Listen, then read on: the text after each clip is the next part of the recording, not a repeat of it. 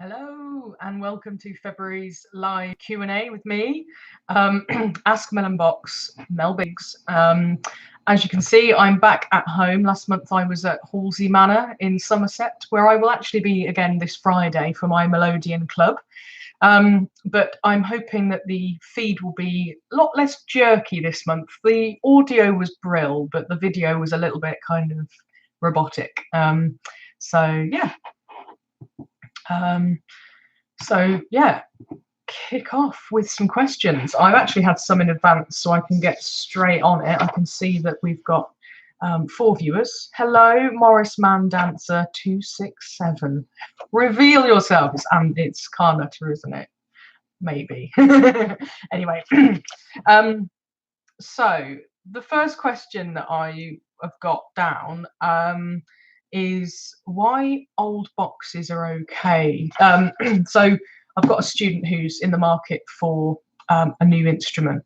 I've got several actually all the time, but this one in particular was asking me why I prefer or why I like older boxes. I guess mostly it's because that's what I've always had, is second hand or third hand, fourth hand, whatever. So they come already broken in. The bellows are not sort of squeaky and stiff. The reeds have been played in, and they generally sound and feel a lot better. Obviously, they can also sort of have dings and knocks and things, but if I'm honest, that they're a tool to do a job, and you know, aesthetic scratches and things can always be dealt with. But for me, it just shows character and that somebody has really used and loved that box. Obviously up to a point, you know, you don't want something that's falling apart in front of you and what have you. But and the other thing is that generally with the high quality instruments, the handmade instruments, there will always be kind of fluctuations in the factories of, you know, who's there, who's training, who's kind of the experienced ones, the demand on that product, and obviously the supply that is provided. And certain brands, you know, Castagnari,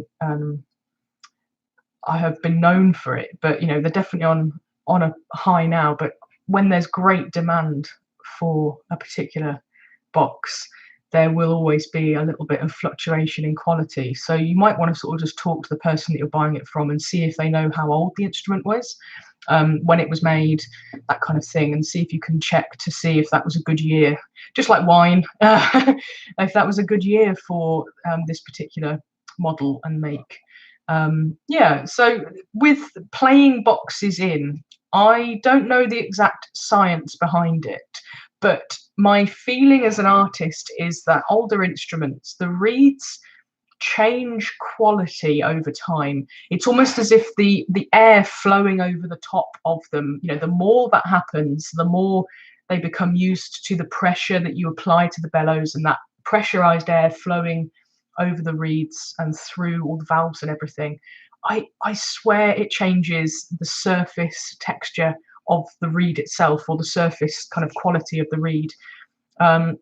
It's almost to me as if it's kind of really, really fine sandpaper, and it kind of just takes off all of those kind of edges, microscopic edges. You know, I mean, they come absolutely beautiful, particularly these two trillies. You know, they came to me absolutely beautiful. The GC was actually second or third hand anyway, so it was just rich and lovely. It's now in its 13th year, so it's a, you know, a middle-aged lady, and she's doing brilliantly, and she sounds great. The GG Trilly is very new. I've had it literally a year from new, and that was the very first brand new instrument I ever had. So that's taken some bedding in, but I really have come to love that so much. And it is really mellowed out on all levels. All 3 reeds, or 3 voices, have really come into their own, and it's only going to get better from now on. So yeah, there is my take on old instruments. Don't be put off by getting secondhand. They don't generally depreciate in value. You know, obviously from brand new, you'll sort of lose a couple of £100 or something like that, but What with, you know, Brexit looming and the euro and the pound about to sort of do some tangoing on the dance floor of economics, new instruments are going to be incredibly expensive, and to be honest, older instruments will be as well, because they'll be in greater demand. But they'll obviously be cheaper than brand new instruments. So don't be put off by getting an old box. The Honers, particularly vintage Honers, they can be very good value for money. You can buy them reasonably cheaply off eBay in God knows what condition, and send them off to somebody like Martin White or Mike Rowbottom in St Ives in Cornwall, and they will sort of do them up for the price that you would normally pay for, you know, a sort of cheaper end instrument, but they come out sounding like a top end instrument, sounding and feeling like a top end instrument. So, you know, you could kind of maybe put 150, something like that, into a box that God knows what it is. You could change the reeds, you could have it tuned to whatever you want it to, you know, have tuned, have it rebushed, have all the sort of palettes refaced, new sort of wax and stuff like that on the reeds, new bellows if you need to. You know, there's all sorts of tweaks and things that can be done to improve what is considered to be, you know, bog standard basic instrument. So yeah, there we go, a nice one to start with. Hello Kevin, I was teaching Kevin not 2 hours ago, in fact. So we finished our lesson at 6 o'clock and I ran out to the chippy. I thought there's no time to like cook proper food, so I've been and bought pie and chips and scoffed that down myself. Oh, somebody here from the Isle of Man, fantastic. I didn't know I had anyone there that knew about me, so that's really, really cool. Please let me know a little bit more about yourself, CW, what you do, what you play, what kind of music you're into. And we've had a comment as well. I would say to anyone buying secondhand, go and try them before purchase, decide whether they have the right feel for you. Yeah, exactly. And I would say that about any instrument, actually, brand new or otherwise. A lot of places are happy for you to obviously come into the shop and spend as long as you want. I know that Pete at Acorn has got a workshop area. Murray Granger at the Reed Lounge has got, you know, a lounge, some lovely sofas and coffee machines and things like that. So you can kind of make appointments. But also, some people might be happy to send it in advance for a fee for you to have for a particular length of time, and then you can decide. Not everyone will do that, but it's worth having a conversation about that, because I think the longer you spend with an instrument, the more you know whether it will be right or not. And in my experience, I have known within the first 2 or 3 minutes of playing an instrument whether I will be leaving the shop with it. So yeah, it's like an instant hit. It shouldn't have to be hard work. Brill. So there's a couple more questions that have come in before now. I need to go and check Melnet actually to see if there are any more left on there. But if you've got any burning questions about me, my career, what I offer as a teacher, or any quibbles that you've got with your own learning and your own playing or dancing or art, performance or anxiety or anything like that, then just pop a little comment in the YouTube commenty section and let me know, and I'll do my best to answer for you. So the second question that I've had on email, it was a little bit sparse, but basically somebody called Jan wanted to know how to make the most of chords on the left hand and wanted me to demo some basic dance rhythms. So as I say, a bit sparse, so I'm going to interpret that as you want me to show you some cool stuff to do on the left hand in different rhythms. She didn't specify whether it was for English dance or bal folk, so I'm just going to sort of take a generalized view of that. I'm going to grab the DG box just behind me,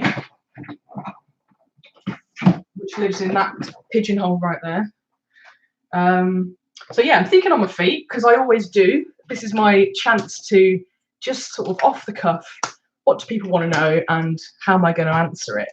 And this question only came through on email today. So I'm going to show you first. I always sort of default to Morris.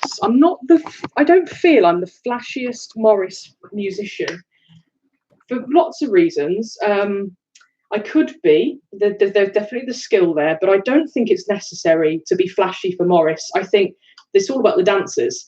And it's, you know, they're the main focus, and we as musicians are, you know, just kind of there to provide the sort of lubrication, if you like, and the kind of the springs and mechanisms to get them to sort of spring up and dance. But there are some things that I like to do when I'm playing for Morris. I use a lot of block chords. Block chords are bass and chord together. So you get this kind of quite punchy, strident feel, which is obviously bigger than just a bass or just a chord. When I use that quite sparingly, I use it as a punctuation, thinking of my musical grammar. In most Morris, we're working in groups of 4 bars at a time. So you'll have maybe an 8-bar A music and 8-bar B music. And at the end of 4 bars, I'll maybe use some sort of something like a block chord or a surge or a stop, just to go, hey, we're at 4 bars now. You've got another 4 bars to go. Maybe they've done half a hey and they're about to do half a hey back to place, something like that, where, yeah, there'll be a cue. So I'm going to go start with something quite simple. The willow tree is my go-to basic jig. I tend to use it as the very first jig that somebody learns. And there's not a lot to it, but it lends itself to being mucked about with. So this is my take on the willow tree, which Harlequin dance for a Bucknell tradition.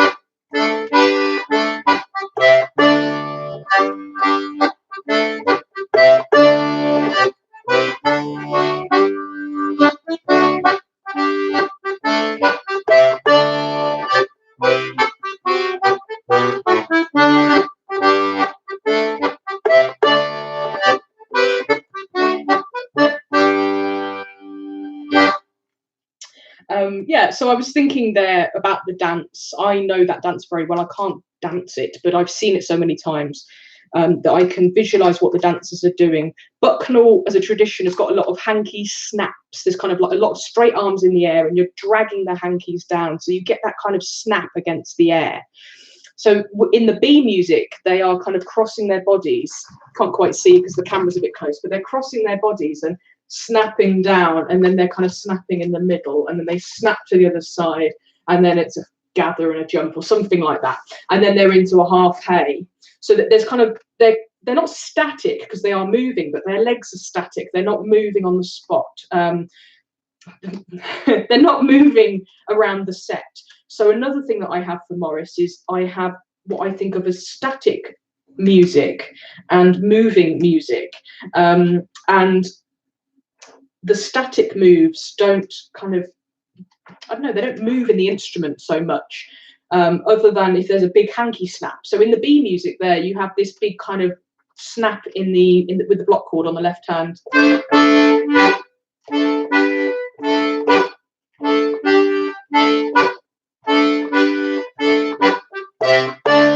And then that little, or rather large, that for me is like puffing out your chest. It's like, I'm coming at you, I'm ready. That's the preparation for them about to move off. They're about to go into half a hey, so they're about to go into a moving figure.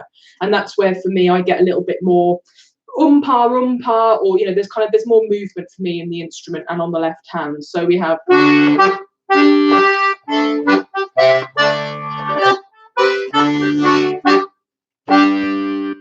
obviously, hopefully quite obviously, leaps, kind of scooping the dancers up into the air and then allowing them to land as well.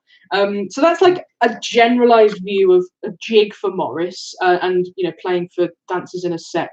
If you want to know more about that, I'm actually running a workshop at Shepley Spring Festival. It's running May the 17th across that weekend, and I'm doing an hour and a half workshop on how to play for Morris jigs, and there'll be some dancers there to dance for us whilst we get to try some stuff out and make them dance. Effectively, I see myself as the puppeteer for my Morris side, and what I do enables them or encourages, aids them to do what they do. on the turn side, a jig that I would play for a ceilidh would have a very different feel. And generally, jigs for ceilidhs are about galloping down a set and getting very sweaty, possibly a bit of a stripping the willow, that kind of thing going on. So I'm going to choose a lovely jig that I love called Captain White. And this is, I'll try my best to play it up to speed, a ceilidh speed, and just have a look and see how this differs. It's a 6/8 rhythm, but it differs how I am utilizing the left hand to accompany it. So we have, if I can remember the tune.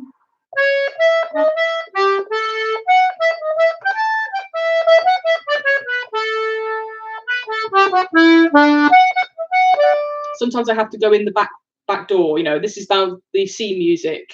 Okay, so B to C music, now I'm at the A, so this is Captain White.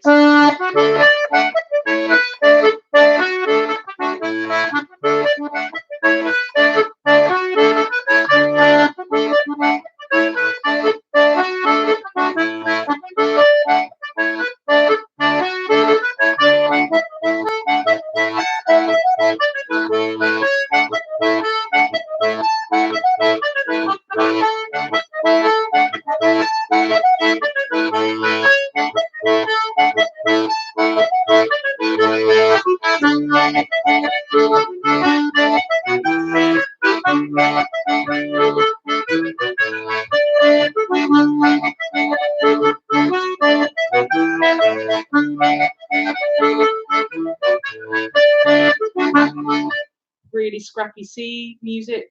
Don't try and learn that tune from that version. A and B were great. C music.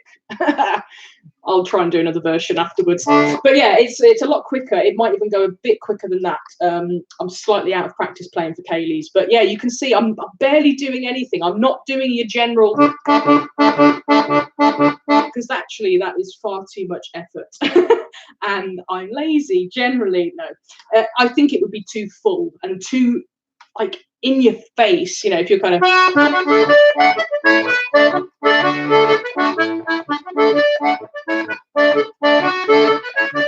actually it doesn't really do anything for the tune. It just sort of has this feeling of generating speed for no particular reason. So I start stuff off with the bass, but then I'm just kind of, I'm kind of droning that chord over the 1, 2, 3, 4, 5, 6, 1, 2, 3, 4, 5, 6, 1, 2, 3, 4.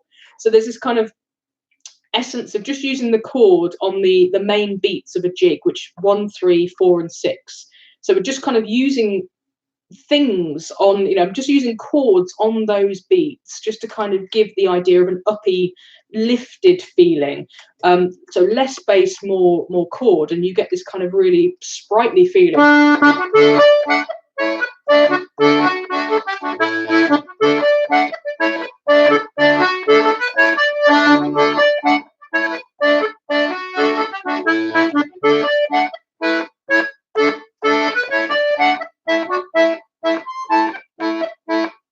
Yeah, anyway, it's kind of, as I say, on the spot, unpracticed, but you get the idea. You get this kind of sensation of lifted legs. I want to skip around the floor to that. So yeah, when I go quicker, when I play for ceilidh, I do less, but the less is always adding to the whole kind of picture. And still kind of using some block chords there to determine the pauses and the punctuation. You know, this has been 4 bars now. This is, you know, we're about to go into the B music or something like that. So just kind of building the surge up to the change. Yeah, well, I could obviously do lots more rhythms, but I think I'll leave it there. It's quite nice showing you a jig for Morris and a jig for a ceilidh. Obviously, if anyone wants to know anything about other rhythms, then, you know, maybe, you know, we could have a whole theme one month about rhythms and stuff like that. But I'm just going to go back through some comments that have come in since I've been yapping on about that. Okay. So give me a moment. Oh my God, do I know Ian and Carol Costain? Oh no, that's my mum asking CW. Okay. So yeah, CW. Do you know Carol and Ian Costain? They live on the Isle of Man, and I'm I'm guessing my mum thinks that it's so tiny that everyone knows each other. Maybe that's true. I've never been, so please let us know. That Carol Costain was my year 4 teacher at first school and is a marvellous woman and has taught me a lot about life. So yeah, it'd be lovely if you did know her. So here we go. Any questions coming in? I'm having problems with the YouTube feed. The Facebook was perfect. I'm sorry to hear that. A lot of people complained that they couldn't access the Facebook feed because they're not on Facebook. So I've had to move it to a global platform, unfortunately. But clearly you're having problems with that. I don't know how to help. Maybe let me know exactly what the problem is in a message or an email or something. mel@melbiggsmusic.co.uk, and I can see if I can help out in any way. Okay, so no more questions yet, people, which is lots of lovely chat. So yeah, any other questions coming in, just let me know. So I've got another one, which is self-generated because I am preparing a lot at the moment for a performance next Saturday, the 16th of February. Anybody in Carlisle or around the area of Carlisle in the UK, I am playing with Morris Natcham. We are a small company of dancers and musicians who have got a show. Priya Sundar, who is the artistic director, she's an Indian Bharatanatyam dancer, I believe is the correct pronunciation of that. And it's a beautiful classical Indian dance, which is all to do with signing and acting out characters and mythological creatures, gods, goddesses, things from nature. And it's a lot of it is facial expressions and hand gestures and beautiful colours and costumes and absolutely exquisite music. And we're fusing that seasonal dance with the seasonal dances of England and Morris. And I am the English musician who has the privilege of playing with 3 wonderful Indian musicians and singers. So that is going to be at the Carlisle Academy. My goodness, I should have looked this up beforehand. Okay, I'm just going to scroll down my my Facebook page. But it's just going to be a really small event with a few other eclectic kind of jazz and blues and folk a cappella, that kind of stuff. There's going to be 3 different things. And this is at Richard Rose Central Academy, Victoria Place, Carlisle, on the 16th of February. Pop across to my Facebook page for a poster, or, you know, if you just Google Morris Natcham, there's bound to be Morris Natcham Carlisle, there's bound to be some information out there. So yeah, I am rehearsing by myself at the moment. I was in this production 2 years ago, and we did about 3 or 4 performances and developed the performance as we went. This time we've got a brand new percussionist, Indian percussionist, and we have a new English dancer, Charlotte Robinson, who some of you might know from Sheffield. And we have a very short amount of time, as is, you know, the way with things and funding, to actually get together and rehearse it and put it on. So seems as it's all been done before. We got recordings before. I've just been sitting down with these recordings and going back through. And there was a particular piece last time that I just thought, you know what, that's a bit tricky for me to learn in the space of time that I've got. I'm just going to drone a D whilst lots of the other lovely stuff went on in the background. And it's actually the finale piece of the whole show. So I kind of felt a bit bummed out that I didn't chow down and just eat this difficult pie last time. But this time I am very much chowing down and learning how to play it. It's a piece of music that's been composed especially for the show by brilliant musician Vijay Venkat. And he's kind of reworked an Indian raga to our kind of specifics. It needed to be in D because of this instrument right here. Indian music and ragas is something that is a whole other world to me, and Vijay has carefully explained and sort of spent a lot of time on occasions just describing what ragas are and how Indian musicians kind of interact with music and create music. And I think for me, in the way that I interact with it, it's quite blocky. You know, we have our scales and we know our scales, ragas are Indian scales, but they work in a different way if you're going up to if you're working down the set of notes. There are different notes basically for going up to coming down. So already that is kind of mind-blowing for me. But also it's a very chromatic world of music, and I mean, when I say chromatic, we're getting into like quarter tones and all sorts of beautiful other colors that I have never been privy to, because I have always played either flute or this, which is fixed tone instrument. So if you're playing something like a string instrument, you know, you can muck about with quarter tones, and you know, which are very subtle changes in pitch, essentially. So I'm sat down and I'm learning this finale piece, which has got a singer going along with it. And what I've done this time is I've bought some slower downer software. So I've got the Amazing Slow Downer, or whatever, Amazing Slow Downer, I think it's called. And it's, you know, like the name suggests, it's rather marvelously named. You can put files into it, MP3s, or you can put a CD in your computer, and you know, it will slow it down. It's also got an app, you can get it on your phone, Windows, Mac, all sorts of things. You can create loops, so you can just say, I want this bit over and over and over again. And that's essentially what I've done. I've just sat down and worked my way through until I hit a spot that I just can't do. And then I'll just create a loop out of that bit. And then, you know, work round that loop until it feels more comfortable. You can adjust the speed and it doesn't adjust the pitch, so it sounds exactly the same. You know, I'm in tune with it. It's yeah, quite incredible.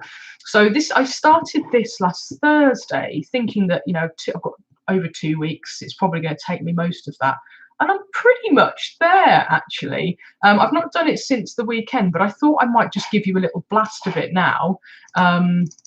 I've had permission to do so, and yeah, I'm going to just I'm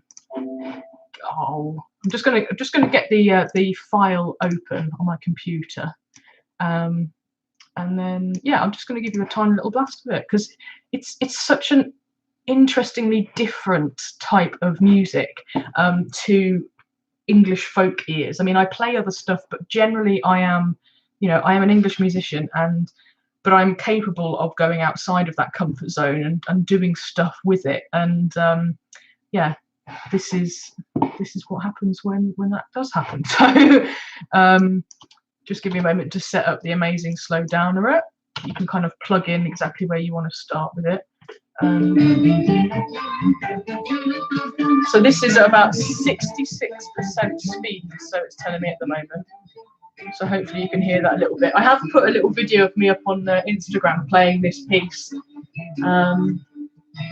Anyway, I'll give you a little blast, and I'll talk about how we can learn to play complicated things slowly. It's really important.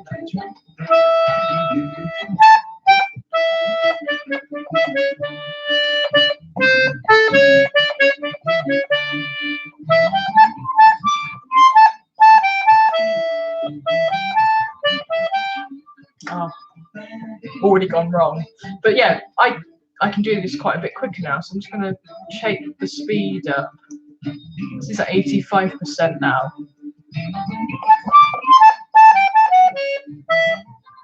Oh no, because it's looping, that's why.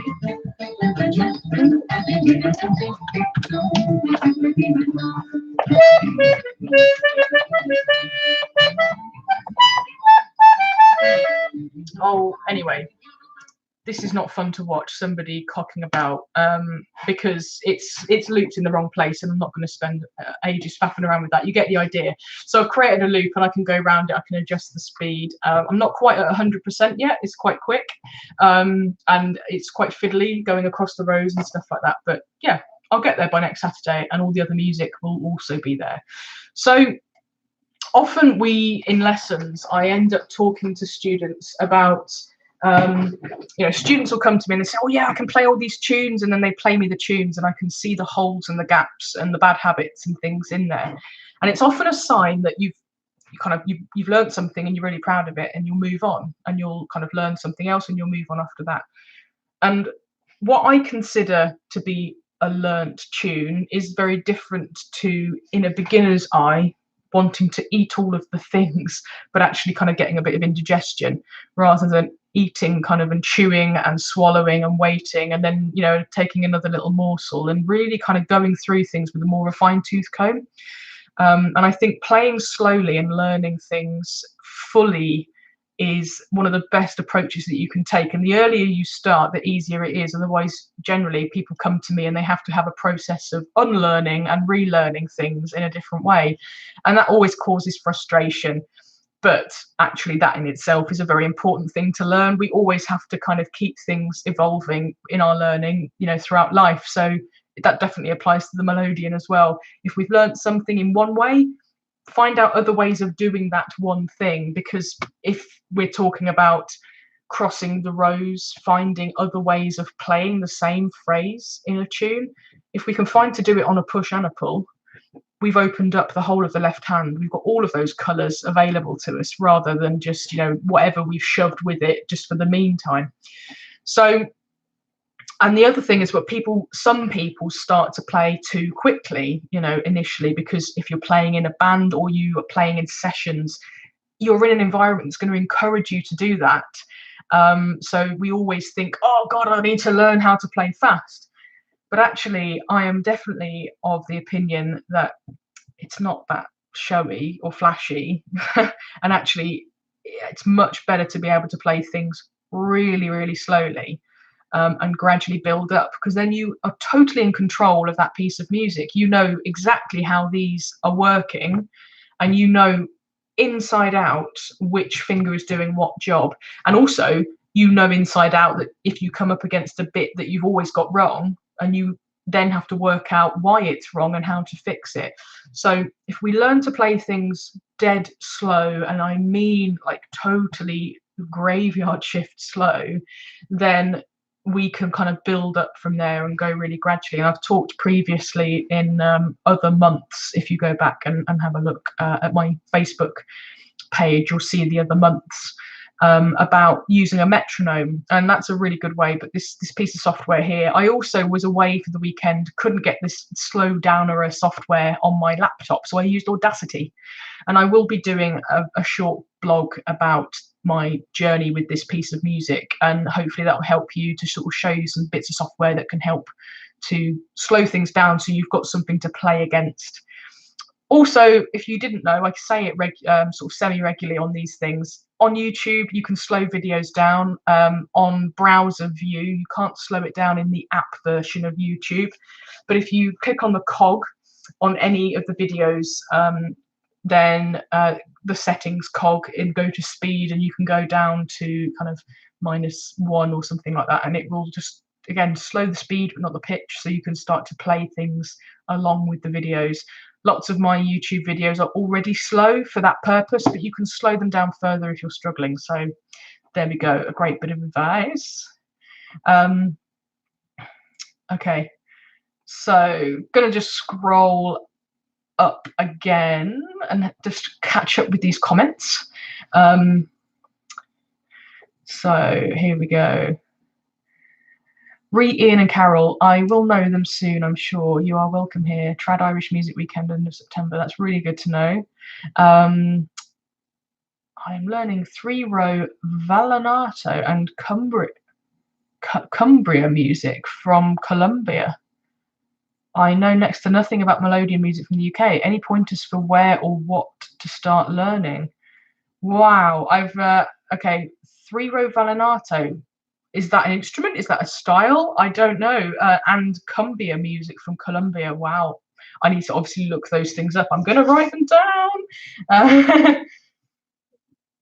And cumbia. Okay.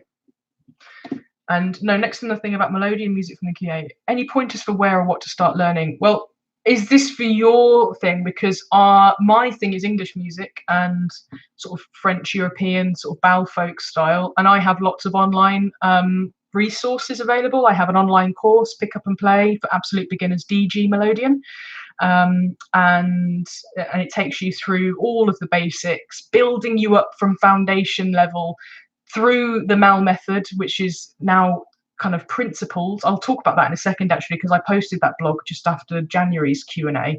But I now have a document, feels like a scroll that I've nailed to the wall. The Mel Method, this is what I do, this is how I teach, this is why I should be your Melodeon teacher.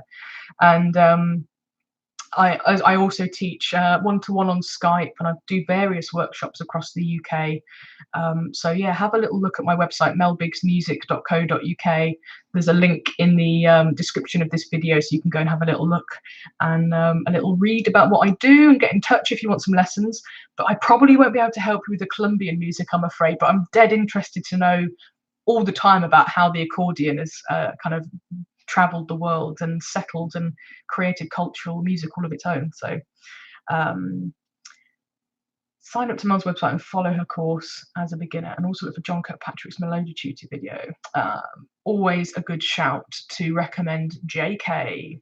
He's a ledge and a god. I love his Duck Race album. That was definitely something, and a lot of the Duck Race, in fact maybe not all of it is on DG Box. There's a lot of JK's albums that are on all sorts of crazy hybrid instruments which sound phenomenal, but trying to play along with them is kind of impossible unless you've got one of these Melodeon crossed with an accordion that he has. Cool. Yeah, okay. So I'm going to pop across to Melodeon.net, and I was going to talk about my Mel Method. So on my website, I'll post, there is a link to the Mel Method in the description of this video below. So do go and have a read. It's a short blog post that basically tells you about my origin story as a Melodeon player, and how I am self-taught, and the sort of people I learnt off, etc., and how I set myself up as a teacher. And then it goes on to explain the 4 principles of the Mel Method, and I will read you those in just a second. I'm just going to see very quickly if anything has come in on Melnet. For those of you that are watching that don't know about Melodeon.net, it is a world of like silliness and lots of brilliant advice and information, all for free. It's an online forum for Melodeon players, and there's also Concertina.net. Not entirely sure if there's a piano accordion version, but yeah, go and have a little look and see for yourself. You can sign up as a guest and be able to take part in discussion, or you can just kind of hang back and just snoop about for a bit and just see what's on offer. Cool. So as always, lovely Jenna Chrisman has left me a question on Melnet. So she says, you mentioned last time, I'll come back to the Mel Method in just a sec.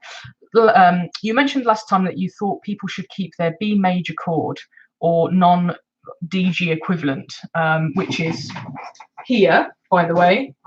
So your B is right there. So it's the reverse of an E minor, if you know where that is, that kind of top corner. Lovely bright B major, and on other instruments it's tuned differently, obviously, on GCs, CFs, that sort of thing. As sometimes it gets changed to B minor, yes, sometimes it does. It's very, very sad. I've seen beginners often having second-hand boxes, sometimes with a strange layout or customization they actually don't know about. Have you ever had students with strange layouts? Yes. Have you come across anything that you've thought, oh, that's a neat idea? Unlike most instruments, Melodeons really come in all shapes and sizes and can be fettled to be quite strange. I'm wondering if you've ever had that to get in the way of teaching or seem like a barrier to your students' progress. All the best with the Q&A. I hope it doesn't have the video. I hope the video doesn't end up with the same strangeness as last month. So same here. Hopefully it's not too strange. Hopefully it's completely continuous movement as we kind of go through this, rather than the robotic kind of stuff before. Yeah, I occasionally, I mean, it's probably more common seeing. It's not that, I don't know how to say this, it's not like massively common. I don't come across it like once a week, but I've been teaching at Halsey. I've got my second Melodeon club at Halsey Manor in Somerset coming up this Friday, and the beginners group there is massive. Is at capacity. There's 8 of them, and there were a couple of people there that had B minor chords instead of B majors, and it's just where somebody has had some advice or has wanted to change it to B minor because they think that that's more useful. And if that is the case and they have kind of reasons for it, then so be it. You can always go and get it changed. You can get it changed back. You know, ad nauseum, really. It's just one of those things. It's just switching out a reed and kind of moving things around. They're very kind of mechanical, what's the modular instruments. You know, you can take things out and move things around and put things back in, you know, with some skill. Don't try it yourself, obviously, if you're not skilled. But with something like that, I'd always recommend get a B major chord, because it works more harmonically better with the setup of the instrument. Plus, you can create B minor. You can create B minor. Just to check that you can see this, I want to be really, really clear. So if we have B major, which is here, we can create B minor like this. Technically it's B minor 7 with the thirds in, but it's just a B bass with a D chord. Happy, sad. So majors, minors. I think if you get this changed to B minor, you are losing a colour. You're losing something from your instrument that you do not need to lose, because you've always had it. So if that's the case, if your instrument has a B minor, go and get it changed, because you're not kind of losing out, essentially. And has it ever really got in the way? I can't think of any student that's come to me that's had a completely like batshit crazy layout that has meant we can't carry on with the lesson. I did go and see Peter Acorn when I chose this instrument, and he popped in my hands Dave Whetstone's old Oakwood. I can't remember the model, but it was like a 2.5 row 12 bass box, and it was a 5th button start for starters. I mean, I've never come across a 5th button start. I can't remember anything other than that. So clearly, like, his G was going to be almost halfway down his keyboard, you know, and he's had like other notes put in down here, possibly other accidentals, reversals of accidentals, that kind of thing. But with the half row, you kind of get that. So yeah, I'd need to talk to Dave Whetstone to work out why he'd done that, and I'm sure he would have perfectly legit reasons for doing so. You know, he was still is. He's picked his boxes back up, so I hear. This has been going on for a few years now. I'm yet to see him live, but you know, with the kind of music that he made, he would have legitimate reasons for modding his box like that. Also, other people that have interesting layouts, Benamy Swift, if anyone's come across him, he's a young musician currently at Leeds studying music, and yeah, he has a layout that is just known to himself, really. I've tried it and it doesn't make sense, and I've had various people say, why has he done that? That doesn't make any sense. And it's like, well, it does to him, and that's all that matters. You know, he's worked out a way that he can play in any and every key on a 3-row 18 bass box by choosing the layout that he has. So that's pretty awesome that he can play an A flat minor, for instance. And yeah, so it works for him, but it's never really been a huge hindrance, to answer your question there, Jenna. Yeah, so just gonna have a little scroll through the rest of the comments, see if anything's come in. Here we go. Vallenato and Cumbia are fantastic music genres from Colombia. Check them out. Yes, I will. Thank you, Jigunson, for that, and the Mel Method. I'd be totally honest, the layouts in all my Melodeons are different, especially the Serenalini. I had modified to make crossrow playing easier. Okay.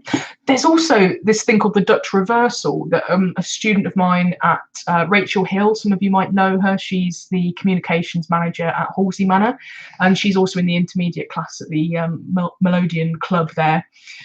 She has recently had her box back from Theo Gibb and has had the Dutch reversal, which is the DE on your, usually this is a 4th button start box, so it would be D and E, they've been reversed. So you get D on the pull and E on the push. Normally those notes are only in one direction on this instrument. So on a standard layout, you'll get D on the push anywhere it appears and E on the pull anywhere it appears. But with the Dutch reversal, you get that switch only on the G row. There are schools of thought that that is a lot easier for cross rowing, and it is, you know, it does make it smoother.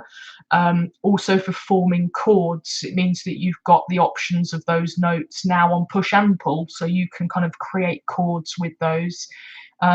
Personally, for me, it's not the route I'd take. I'd work with somebody with that, and I have done. I've taught in Holland, where the Dutch reversal, obviously being Holland, is like the be all and end all. It's kind of everyone's got that layout.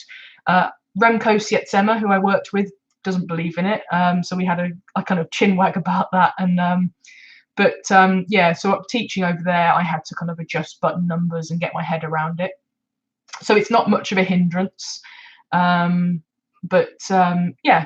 so there's like little things like that you know, if you're not sure about, there's loads of like deep conversation on Melnet about different layouts, and it's really only in the last year that I've started to really think about it, because up until that point I'd pick something up and learn it. You know, if it had this layout, oh okay, well I'll just sort of like learn around it. If it was my instrument, my Serenalini, the first box that I had after my first box my first box was an Erica, and I learnt that layout, and it had the Hohner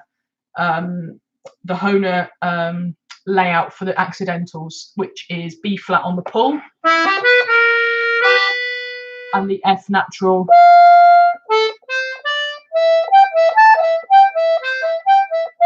on the push. There's 2 tunes I have to do before I can know which direction they're in. So yeah, I've learnt with that way round. Some people would think that the Saltarell way round is, or the, you know, Castagnari standardly come with those the other way round.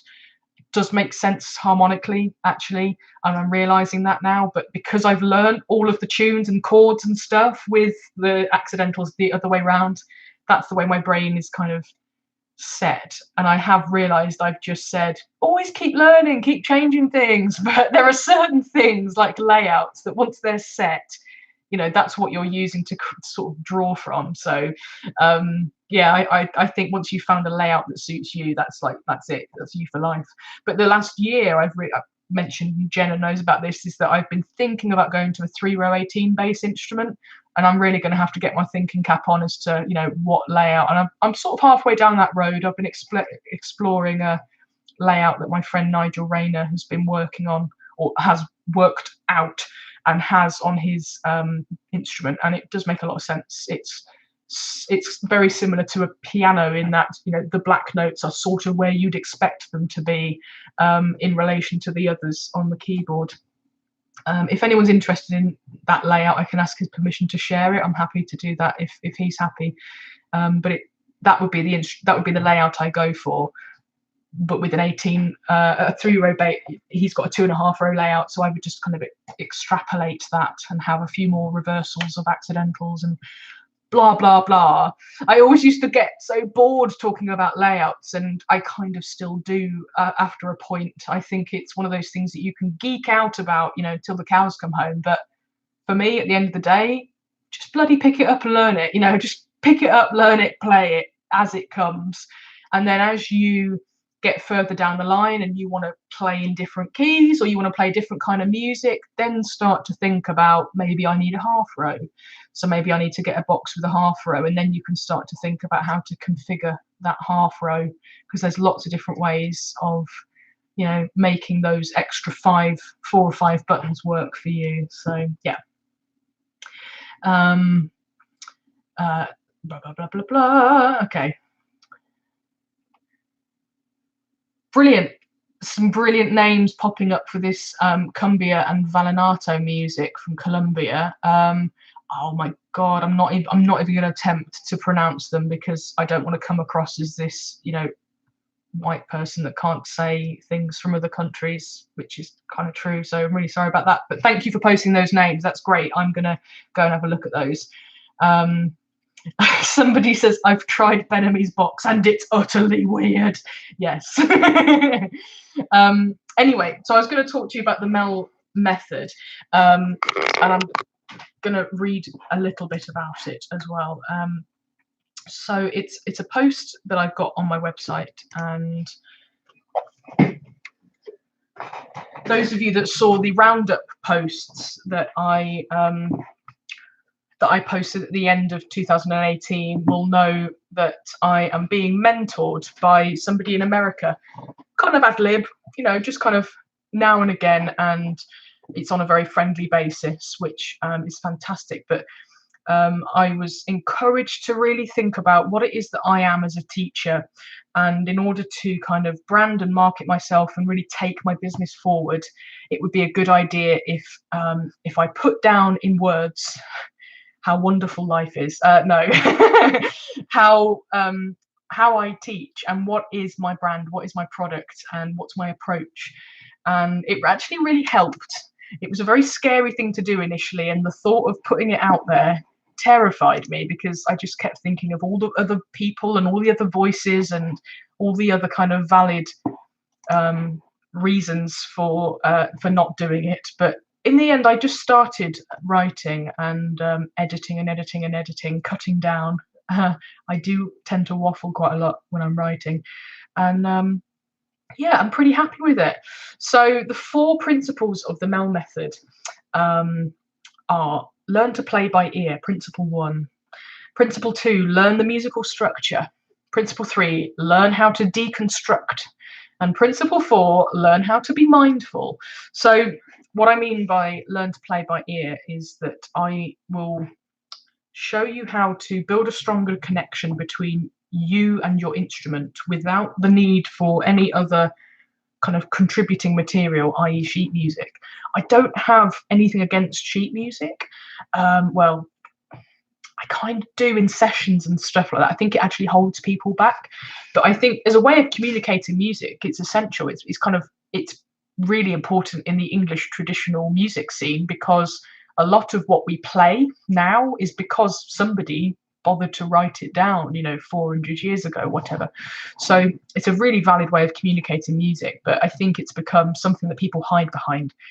For me as a teacher, I always get people that want to learn by ear, but are terrified of the idea of doing it. So over the sort of 10 years that I've been teaching, I've developed a plethora of different methods and entry points. And one of my favorite ones is sort of playing call and response games. So if somebody comes to me that they're really shut down about playing by ear and they don't believe they can do it, we'll just play these little games where I'll play a note and I just want them to repeat it back to me, just to find it on their instrument. And if they get it wrong, I just repeat it and let them make another choice. And then, it goes on like that until they get it. And then I'll repeat it a few more times and wait for them to kind of find that note and make a mental image of it. And then we'll kind of add another note. And essentially what I'm trying to do is build a tune out of just playing these games. So just note by note, we're kind of growing out these little kind of crystals, these salt crystals. You remember that thing you did as a kid? A jam jar of salt water, and you just put a thread in it and then the crystal grew out. It's kind of what it's like. We're just looking for that nucleus. And then from that nucleus, the rest of the crystal, the rest of the tune can grow. And the other thing as well is by playing by ear is I'll teach you how to really analyze what you're hearing. So if we're wanting to learn something from a video or from a track, we need to learn how to listen first, which sounds maybe a bit patronizing, but it's something I was taught. I did GCSE music, and I owe a lot of my listening skills to my brilliant music teacher, Ian Estelle. If you're listening, sir, thank you very much. And by listening on different layers, so we can hear it, we can listen to a track of music. Why are we listening to it? Do we want to listen to the bass line? Do we want to listen to the drum kit? Do we want to listen to the guitar, that solo? What notes he's picking out? Maybe the direction that the instrument is being played in. So I can actually pick out, if I'm trying to, the direction that notes are played on the Melodeon. It's just something that I've developed over the years. I can hear and I can then visually see how the instrument's being played. So I can kind of help build that kind of relationship between listening and making on your instrument. Principle 2 is learn the musical structure. So I do use some basic music theory. I think it's really important to know the foundations from which music grows and sort of the connections between notes and bars and phrases and that kind of thing. And I use all sorts of different methods for that, visual games and sort of drawings and doodles and that sort of stuff. And I also use button numbering. It's very commonplace now in Melodeon teaching. So I've got my own button numbering system, and I deconstruct the left hand to show you exactly where basses go, exactly where chords go, and yeah, talk you through rhythm theory. I'm not entirely convinced that you have to know the notes of your right hand. It depends what kind of music you want to play, but you know, as in, if you want to know, if you want to be an accompanist or you want to kind of really understand about chords, then yeah, knowing what these notes are, it's really important on the right hand. But you know, most people just want to join in and, you know, have a good time, and for that we can strip away a lot of that kind of really drudgery kind of theory stuff. Principle 3 is learn how to deconstruct. So a lot of these principles kind of mix in and meld in with one another, and the deconstruction one is kind of a real basic model of mine. So we have a tune. It's a big piece of information. It's like, you know, like maybe terabytes of information for our brain to take in. So then we just kind of chop it down and we will just go like one bar at a time. You know, what's this bar? This bar of the tune could be just a game. It could just be an exercise in fingering. Rather than thinking about it and thinking about where it's going to head, we're just going to look at it as this is this bar of music. What are these notes? Where do they live on the instrument? How can you get from one to the other? Once we've really understood that, we'll, you know, add it to the next bar, and sort of just grow it out and, you know, work in small bite-sized pieces that can then add up together. And those of you that have done the pick up and play course will, you know, understand everything I've said so far. This is exactly how I work there, working up to playing a whole tune by learning the little bits that go along. It really improves your confidence and your physical knowledge of a tune. So I talk about physical confidence and physical knowledge, and what I mean by that is if I see kind of like niggly, hesitant fingers, the ones that are kind of like, oh, I'm not sure if I'm meant to be here, that shows a lack of physical confidence with a tune. Whereas the more we repeat round small bits of a tune, the fingers are like, oh yeah, okay, I understand this bit now, and they become physically confident with that tune. And that's something that I'm really passionate about. Principle 4, learn how to be mindful. That's kind of like encapsulates all of this process. So I think if we can train our mind to focus on exactly what it is that we're doing, with pushing the walls of distraction back. Everyone's busy, everyone's got a hectic life, but when it's you and your Melodeon time, you know, maybe it's just 10 minutes in a day or 10 minutes every week, if you know, if you're really, really pushed for time. If those 10 minutes, if you can train yourself, you know, to really just go, hey, it's me and you. I really love you. I chose you on the shelf and I brought you home because I liked you. And I'm now going to spend 10 minutes enjoying your company. And I think when I came to play the Melodeon, I went through some dark times in my life, and the Melodeon did become my friend. And I think relating to it as such, initially, you know, immediately kind of puts it on a different level and a different level of importance, you know, for you to then relate to. Everything that you do then, if you're really mindful, if you're in that Melodeon zone, that subconscious place where you're not worrying, you're not thinking about what comes next, you're just focused exactly on that movement of the finger. How does that feel? Like, can you feel it all throughout your arm? You know, what's that kind of the movement? What's the relationship you have with this piece of the music? If you can focus on all those things and the physical movement, of which there is lots with the Melodeon, it really helps to build your muscle memory to be much, much stronger, because you're aware of everything that's happening around you. And it also will stick because you've been in that subconscious place. You've allowed yourself that time to just be with that piece of music. And I have to say that every student that I've taken into the Melodeon zone and helped them to get there and helped them to push their distractions back, There's an immediate sense of relaxation. You can see it in their body, in their face, and they instantly play what they've been struggling to play all lesson. And they continue to repeat that round and round. And it is the most glorious moment to watch when they just are like, oh, light bulb, you know, I really get this now. So mindfulness is definitely a big part of my approach. And yeah, there we go. If you want to read more about that, the link is in the description of this video. We are almost out of time, so all that's left to say is have a look at my website. I've got lots of events coming up this month. There are some places left on Border Box, which is a one-day workshop in Oswestry, Shropshire. Me, myself and I, Simon Kerr, Steve Dumpleton and Carly Rose will be teaching on that course. It's going to be a really nice day, and yeah, it's quite cheap, £42 for everything. So do go and have a look at that on my website, and you can get links to the booking and stuff like that.